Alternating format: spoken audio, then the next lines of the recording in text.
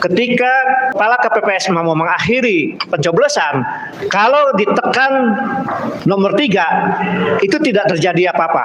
Tapi kalau 1 dan 3 ditekan, maka yang bertambah itu adalah calon nomor 2. Jadi ini laporan dari lapangan, Sirekap itu bahkan digital instrumen itu menjadi instrumen kejahatan di dalam kecurangan pemilu 2024 itu. Penggiringan bahkan dengan intimidasi lewat aparat untuk memilih calon tertentu itu dilakukan dari seluruh Nusantara ini. Kenyataan yang hari ini disampaikan bahwa tuntutan kecurangan yang bersifat TSM ini adalah valid.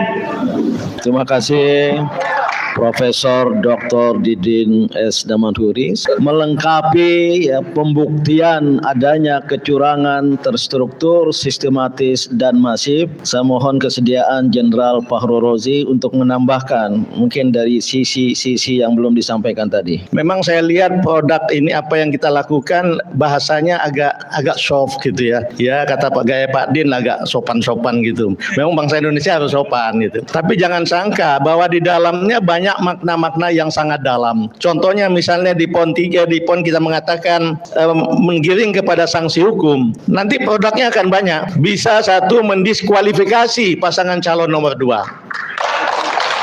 Kedua, bisa juga kita menyatakan ternyata setelah diproses hukum bahwa ini pemilu harus dinyatakan tidak sah. Misalnya itu gitu. Ketiga, bisa juga dengan ini kemudian menghasilkan sebuah, mohon maaf kalau agak tajam, kalau memang bukti-buktinya sangat kuat, mohon maaf sekali, pemakzulan Presiden Joko Widodo. Ya. Tapi kejahatan politik yang ada di dalam ini. Dan ini perlu diwaspadai bahwa meskipun bahasanya agak jinak gitu, enteng-enteng, tetapi konsekuensinya daripada proses hukum itu nanti akan implikasinya akan sangat banyak. Ada teman saya yang polisi bisa mungkin menambahkan sedikit. Namanya Ugro Seno, pangkatnya bintang 3, jabatannya terakhir mantan Wakapolri. Silakan Pak Ugro Seno. Bapak-bapak Ibu sekalian, Assalamualaikum warahmatullahi wabarakatuh. Jadi kalau gerakan pemilu bersih berarti komisioner KPU-nya bersih, Bawaslu-nya bersih, kemudian KPPS bersih, ya. Polisinya juga bersih, tentaranya bersih, presiden pun harus bersih. Nah, gitu. Jadi bersih ini artinya luas, ya. Sirekap yang bermasalah tadi itu saya baca di Undang-Undang Nomor 7 tahun 2017 itu adalah sudah terjadi pidana pemilu. Pidana itu bisa kejahatan dan pelanggaran, sehingga perlu difokuskan pidana pemilu. Sebetulnya Bawaslu harus turun, sehingga kesalahan dalam Sirekap tadi kalau itu sudah merupakan pidana pemilu, harusnya Gakumdu tadi membuat laporan, ditangani langsung. Rasanya kita semua ini berkumpul di sini bukan untuk memperjuangkan si ini, memperjuangkan si itu, akan tetapi kita berkumpul di sini untuk memperjuangkan kedaulatan rakyat yang sudah dicabik-cabik. Mengenai kecurangan, sejak Mas Roy Suryo sampai pembicara-pembicara selanjutnya sudah banyak dikemukakan, dan rasanya kita semua di sini berbicara dengan data, dengan analisis, dan terlebih lagi kita bicara dengan hati nurani. Pelanggaran yang sejak hulu sampai hilir sudah terjadi. Rejim yang dibangun dengan segala kecurangan, dengan segala kejahatan ini bisa menghantar Indonesia masa depan menjadi Indonesia emas atau menjadikan Indonesia yang diremas-remas oleh kebiadaban. Sekian dan terima kasih. Selanjutnya Dr. Tifauzia Tiasuma, suara dari kaum perempuan. Bismillahirrahmanirrahim. Assalamualaikum warahmatullahi wabarakatuh. Bahwa segelintir orang yang saat ini memegang kekuasaan sedang melakukan penghinaan terhadap nilai-nilai ketuhanan yang Maha Esa. Karena ketuhanan yang Maha Esa mengajarkan kita untuk menyelenggarakan pemilu yang bersih, yang akan menghasilkan kepemimpinan yang bersih, yang layak dipertanggungjawabkan kepada Tuhan Yang Maha Esa, kepada seluruh rakyat Indonesia. Menjadikan mereka semua dipaksa untuk bermental budak, mengikuti dengan patuh apa yang dipaksakan kepada mereka, sehingga menghasilkan pemilu yang penuh kecurangan, pemilu yang penuh kejahatan. Seluruh rakyat Indonesia dianggap bodoh, dianggap buta matanya, dianggap buta hatinya, dianggap bodoh, tidak mampu untuk melihat semua kebenaran, ditutupi dengan segala kecurangan dan kejahatan. Kita dipaksa oleh rezim ini untuk menerima apapun. Langkah yang harus kita lakukan, kita semua yang memiliki negara ini, kita semua yang memiliki kedaulatan, kita semua yang memiliki otoritas atas masa depan bangsa ini, tidak bisa membiarkan kecurangan dan kejahatan ini terjadi di depan mata kita. Saya ingin jelaskan, yang melaksanakan konferensi pers ini bertajuk Gerakan Pemilu Bersih. Ini usulan dari Bapak Yusuf Kalla. Kalau kami menyimpulkan telah dan tengah terjadi kecurangan terstruktur, sistematis, masif TSM dalam penyelenggaraan Pilpres 2024 khususnya, kami tidak sekedar bicara. Jangan kemudian nanti para buzzer, para entah siapa kemudian menantang, itu adalah fitnah. Kami ingin mempertanggungjawabkan secara akademik dari para pakar, para profesor di bidangnya telah menyampaikan itu, dan itulah yang terjadi. Maka oleh karena itu ini tidak bisa kita biarkan. Saya Edi dari Forum News Network FNN. Kalau kata Rocky Gerung, forum nantang-nantang. Seandainya tuntutan-tuntutan seperti ini, pertama siapa yang melaksanakan, yang berwenang. Kedua, kalau diabaikan juga, anjing menggonggong, kafilah ambil batu.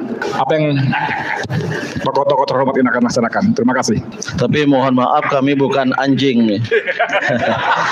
Sebelum saya silakan, khusus ini ada tamu kehormatan, namanya belum tercantum, Prof. Egy Sujana. Saya ingin jelaskan posisi dari pernyataan yang tadi dinyatakan telah berkali-kali. Ini terus terang posisi tengahan. Posisi bahasa agama Islamnya wasatiyah. Kebetulan saya menjadi ketua Poros Dunia Wasatiyat Islam. Maka sangat moderat dan tengahan. Walaupun di antara sahabat-sahabat saya yang ada di panggung ini dan yang belum datang itu mendesak jangan berada pada posisi lembek atau lembut. Terus terang, pada mulanya konferensi pers ini bertajuk menggugat Pilpres curang TSM atas usul Dr. Abraham Samad. Kenapa tidak menolak? Nah, saya setuju. Nah, jadi tengahan naik sedikit. Ya. Dan ini sebuah perjuangan yang tidak akan berhenti. Terakhir, sebelum Prof. Egy, saya mohon kesediaan ya. Saya pribadi dan kami menyadari bahwa banyak sekali prakarsa akan ada gerakan People's Tribunal. People's Tribunal, yaitu pengadilan rakyat. Entah di Jogja atau di mana nanti rakyat berkumpul untuk mengadili, tentu secara in absentia, siapa pelaku kejahatan terstruktur, sistematis dan masif ini. Idenya sangat cerdas dengan dirty vote. Dan ada juga bahkan sebelum People's Tribunal, class action dan lain-lain sebagainya. Saya menyatakan kami dalam satu nafas. Kami dalam yang mendukung hak angket DPR RI, saya baca dari PDIP, PDI Perjuangan, dan akan diikuti oleh partai-partai lain yang kami cantumkan di sini mendukung.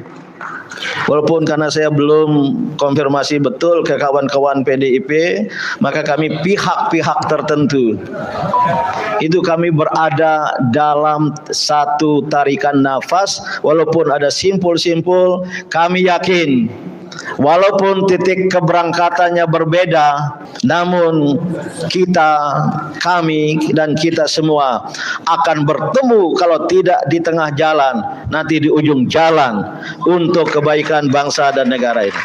Silakan Prof. Egy Sujana secara singkat, terutama saya tahu beliau ini lebih keras dari saya. Terima kasih Mas Din Samsudin yang dimuliakan Allah. Bismillahirrahmanirrahim. Assalamualaikum warahmatullahi wabarakatuh. Saudara-saudara, saya bicara dengan konstruk hukum. Semua paparan yang disampaikan sebelum ini sudah menjelaskan bahwa telah terjadi kecurangan yang TSM. Oleh karena itu, konstruk hukum berikutnya adalah harusnya kita pertama mohon dengan hormat, karena ini tidak semuanya timnas dari Anies, tentu melalui Kang Din Samsudin bisa disampaikan Anies dari mulutnya keluar pernyataan menolak hasil pemilu ini. Harus ada.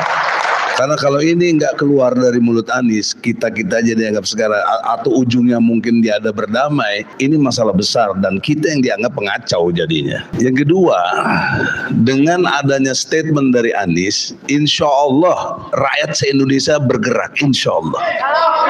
Kalau benar apa yang kita lakukan selama ini, di daya dukung dari Anies itu jutaan orang. Terakhir dilihat dari JIS, bandingannya dengan di GBK, kan jelas banyak dari JIS. Untuk itu, kalau rakyat sudah dihimbau dalam pengertian positif menolak dari hasil pemilu ini, daya gerak itu luar biasa. Apalagi tadi kita sudah merasakan, jangankan kita, Tuhan yang Maha Esa saja dihina, bukan dihina, diinjak-injak nilai-nilai agama Allah itu.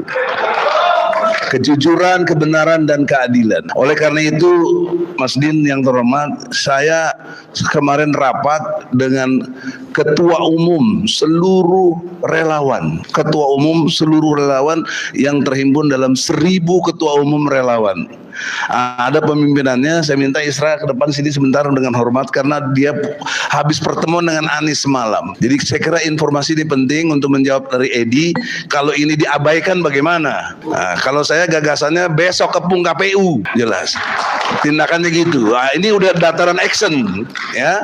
Kalau kita kan dataran intelektual, informatif. Bismillahirrahmanirrahim. Assalamualaikum warahmatullahi wabarakatuh. Ingin kami sampaikan bahwa Pak Prof, para pimpinan 100 tokoh menolak pemilu curang terstruktur dan sistematik pada pertemuan hari ini. Alhamdulillah kegiatan ini hampir mirip seperti kemarin kami laksanakan.